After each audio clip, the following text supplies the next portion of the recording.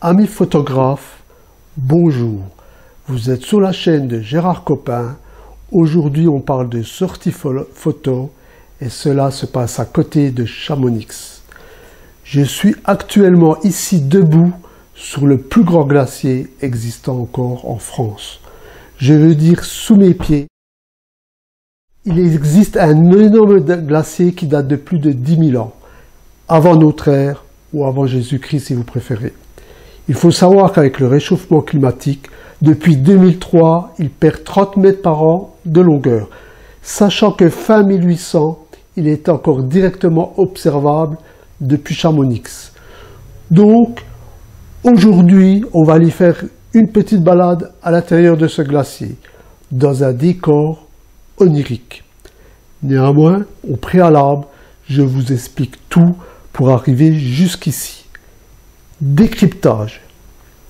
Dans un premier temps, il faut se rendre à la gare de Chamonix, sachant que pour ceux qui ne sont pas sur place, dans la vallée de Chamonix, vous avez la possibilité de circuler avec le train gratuit en se procurant une carte de vacances. Cette solution est plus sympa et moins polluante que votre voiture. Ce train panoramique vous emmène à la gare de Chamonix. Jusqu'à côté, vous trouverez la gare en question de Montanvert, avec sa ligne ferroviaire très spéciale à crémaillère et son train rouge vif. Pourquoi une crémaillère? On va partir de Chamonix pour monter à environ 2000 mètres. Donc ça va monter dur. Ce type de train, grâce à sa crémaillère, peut gravir des pentes.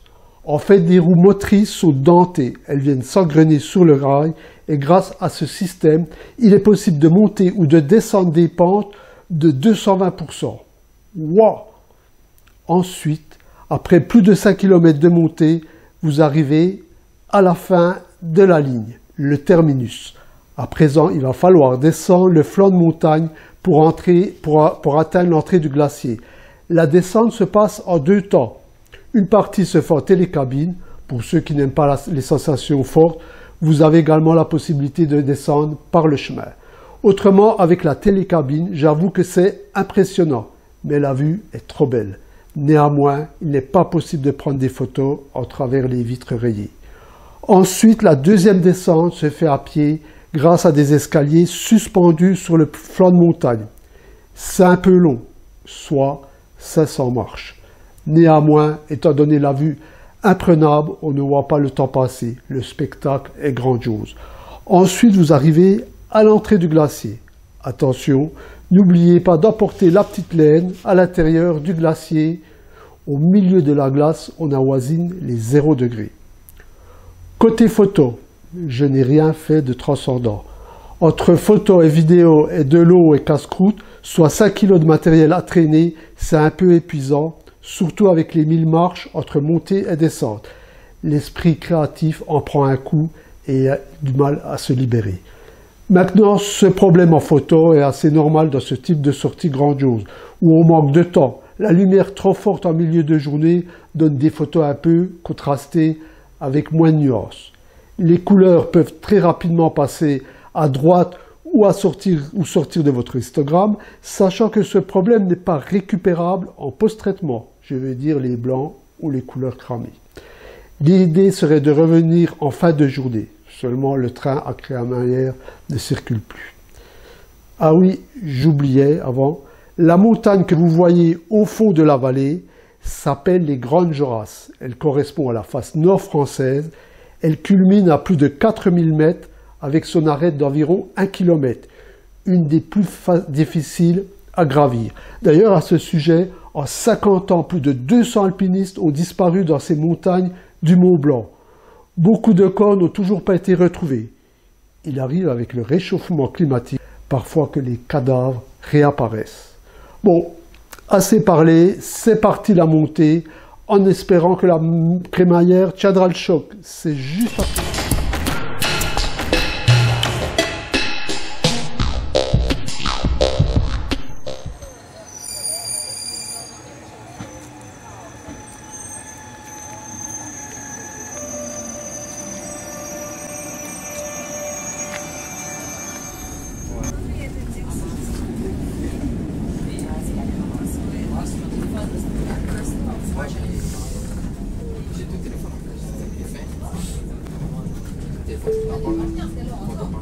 Mesdames et messieurs, nous arrivons à la Joux.